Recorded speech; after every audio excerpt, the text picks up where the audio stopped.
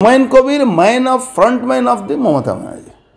আজকে হুমায়ুন কবির অনেক কথা বলবে, মমতা ব্যানার্জি ওই হিন্দুরা মারা গেল, মমতা ব্যানার্জি কিছু বলেনি। ওটা না বললে তো ওর দোকানদারিটা চলবে না। ও কোনোদিন হুমায়ুন বাবরি মসজিদ বানাতে পারবে না। বাবরি মসজিদ বানাতে গেলে বাবার কাছে পাঠিয়ে দেবো আমরা। ভারতবর্ষে এখন হিন্দুরা অনেক স্ট্রং আছে, যেভাবে পাঠাতে হবে, যেটা বুঝুন আপনি।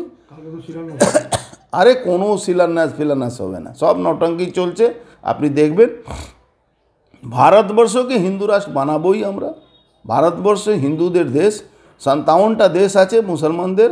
যাক ওখানে বাবরি মসজিদ বানাক বা যেই মসজিদ বানাক, আমাদের কিছু নেই। মসজিদ বানাতে পারে, ভারতবর্ষের সংবিধান অনুযায়ী মসজিদ কেউ বানাতে পারে, তাতে কোনো ধর্মের লোকের কোনো আপত্তি নেই। কিন্তু বাবরি নাম দিয়ে আপনি বানাবেন, তার মানে আপনি সরাসরি হিট করছেন সংবিধানকে, আইনকে।